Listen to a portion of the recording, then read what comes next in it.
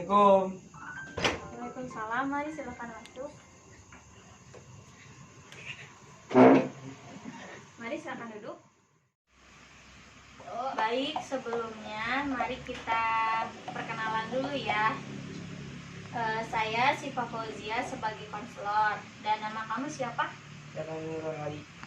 Baik, Dava, di sini kamu sebagai klien. Jadi klien itu di sini menceritakan permasalahan yang kamu alami, dan saya sebagai konselor membantu kamu menemukan solusi agar permasalahan kamu itu dapat teratasi. Baik, sebelumnya saya ingin bertanya, apakah kamu pernah melaksanakan konseling sebelumnya? Tidak pernah. Oh, tidak pernah. Jadi di sini saya akan menjelaskan tentang konseling itu apa, terus tujuannya itu apa, asesnya apa, terus layanannya apa. Jadi konseling itu kan kamu di sini sebagai klien saya dan saya itu sebagai konselor. Jadi kamu menceritakan semua permasalahan yang kamu alami sekarang kepada saya, dan kamu tidak perlu khawatir.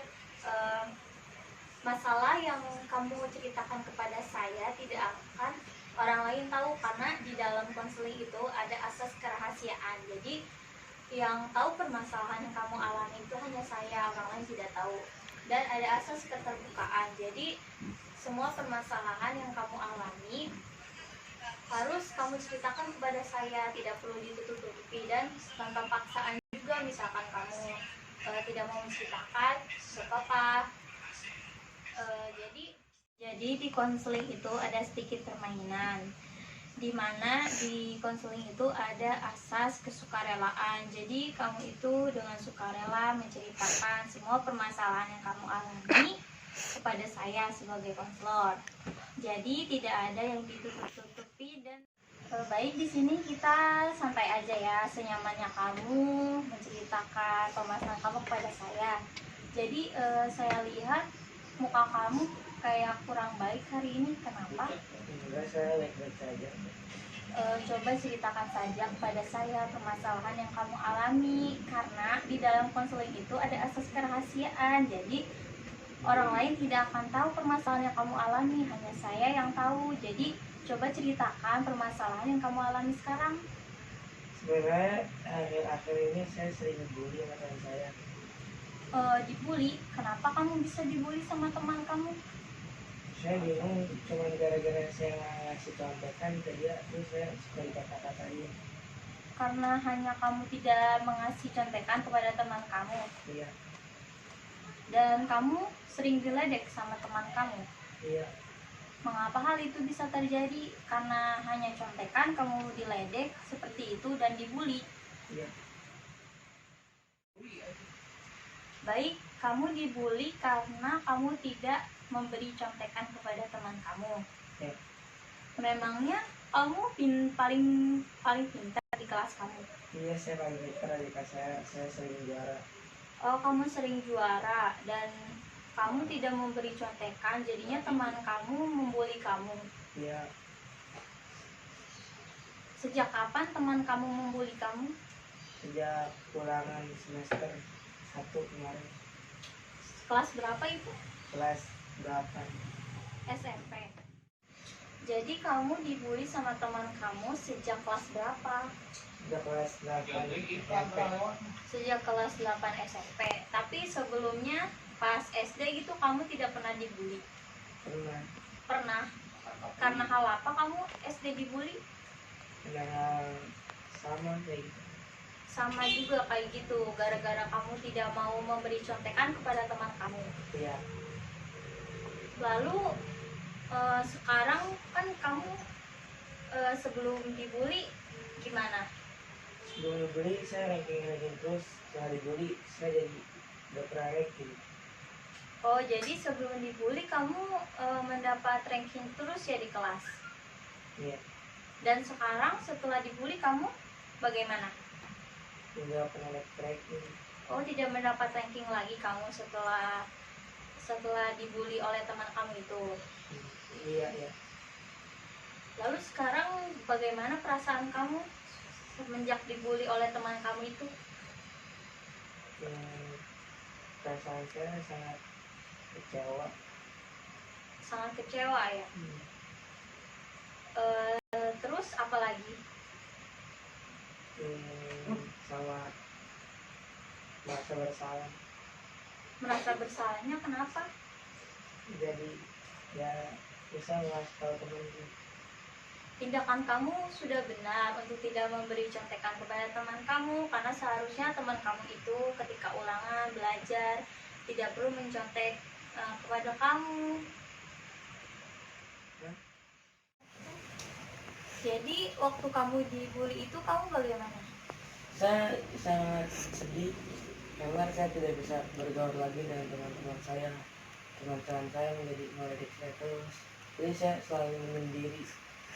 Kamu selalu menyendiri, jadi kamu jadi kayak ini menjauh dari teman-teman kamu karena kamu dibully. Iya. Mengapa begitu?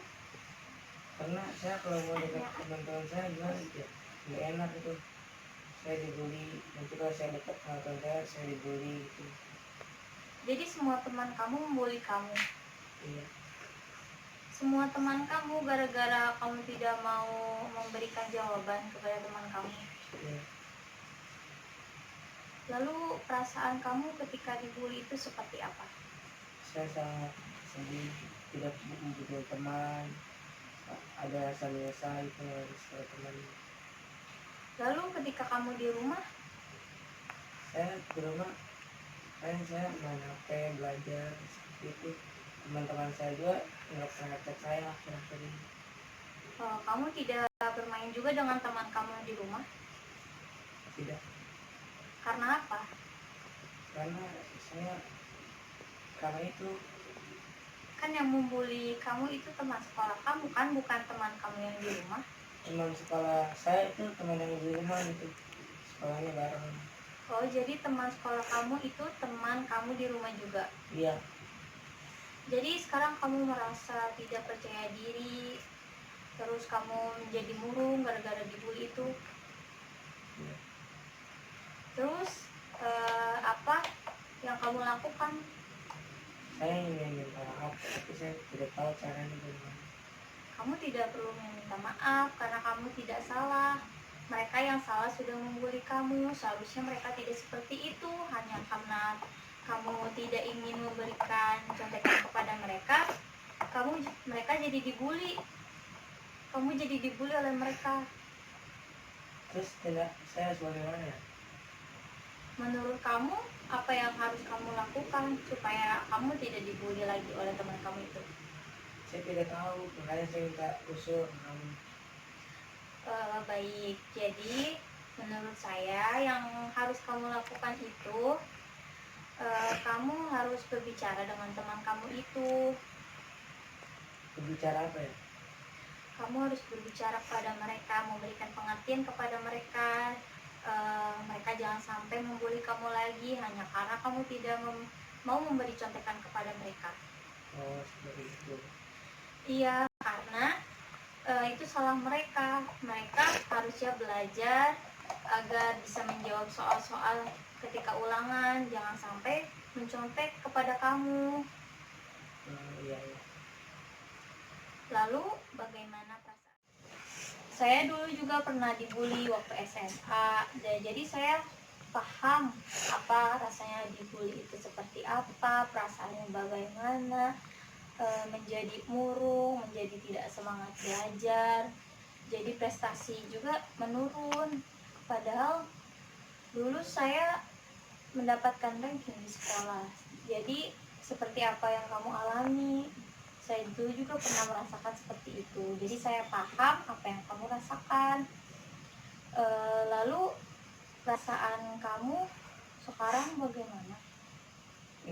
Saya menjadi tenang hati saya karena telah mendengar solusi dari kamu. Saya paham apa yang kamu alami sekarang. Seharusnya kamu tidak perlu murung, tidak perlu tidak semangat dalam belajar. Kamu harusnya bisa melawan rasa malas dalam belajar karena dibully itu. Iya, terus gimana? Iya, kamu tuh harus semangat dalam belajar. Kamu jangan mempedulikan orang-orang yang yang membuli kamu. Karena orang yang membuli kamu itu mereka hanya iri kepada kamu karena kamu itu sering ranking di dalam kelas. Jadi kamu itu harus semangat dalam belajar, tidak boleh pantang menyerah. Kamu harus bisa melawan mereka yang membuli kamu. Melawannya bukan melawan kekerasan fisik ya, kamu itu harus melawan dengan cara kamu tuh harus semangat dalam belajar. Jadi mereka tuh tidak membuli kamu lagi karena mereka lihat kamu yang sudah dibully tapi kamu tidak pantang menyerah, kamu terus belajar, tidak mempedulikan mereka, seperti itu. Jadi perasaan kamu sudah lega sekarang? Sudah.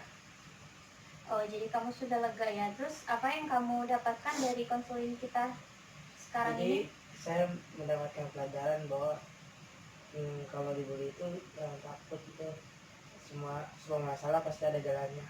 Iya, kamu jangan takut dibully karena mereka itu hanya iri kepada kamu karena mereka tidak bisa seperti kamu, jadi mereka itu membuli kamu.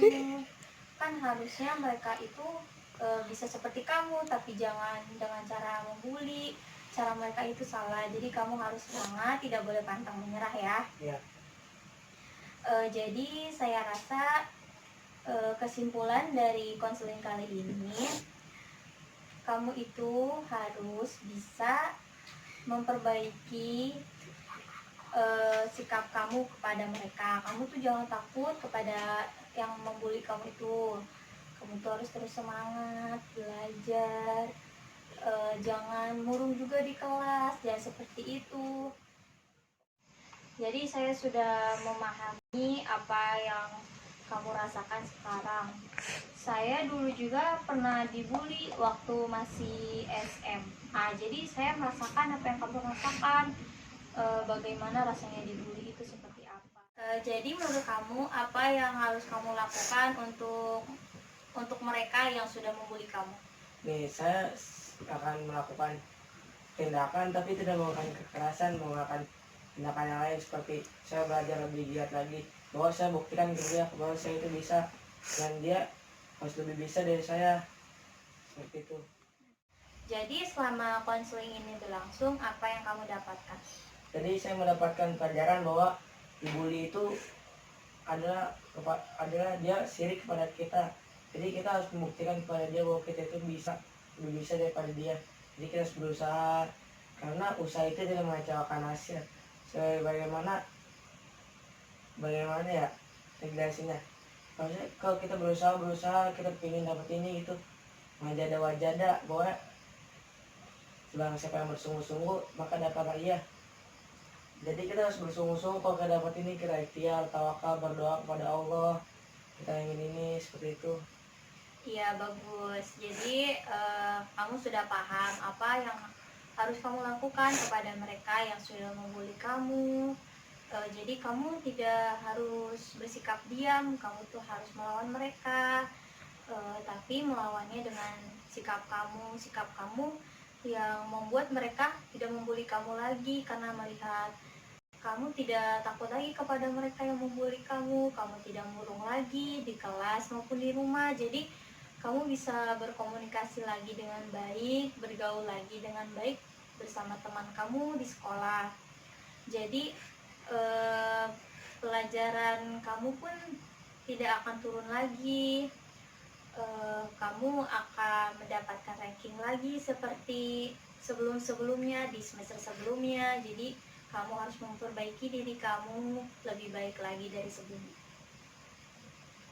Oke, baik, saya rasa cukup ya pertemuan kita kali ini. Kamu juga sudah tahu apa yang kamu harus lakukan, saya juga sudah tahu. Saya juga sudah memberikan solusi kepada kamu. Semoga solusi itu bisa kamu laksanakan dengan baik, sehingga teman-teman kamu yang sudah membuli kamu itu tidak lagi membuli kamu. Jadi sebelumnya saya ingin bertanya kepada kamu, apakah kamu ingin melakukan teknik kursi kosong? Teknik kursi kosong itu teknik di mana kamu menceritakan yang kamu rasakan kepada teman-teman yang membuli kamu. Jadi tuh kamu berbicara, tapi di hadapan kamu itu tidak ada teman kamu. Jadi memisahkan teman kamu saja. Jadi kamu melakukan, kamu tuh ngomong kepada teman kamu apa yang kamu rasakan ketika kamu dibully oleh teman kamu itu. Kamu bersedia apa tidak? Tidak. Tidak. Oh, kamu tidak bersedia untuk melaksanakan teknik kursi kosong. Tidak. Baik, kalau misalkan kamu tidak bersedia untuk melakukan teknik kursi kosong, baik, jika kamu tidak bersedia untuk melakukan teknik kursi kosong, maka saya akhiri konseling kali ini. Terima kasih sudah menjadi klien saya. Saya senang bertemu dengan kamu.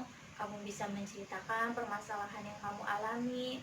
Saya juga bisa memberikan solusi yang tepat kepada kamu agar kamu tidak dibully lagi oleh teman kamu. Saya rasa cukup ya. Ya.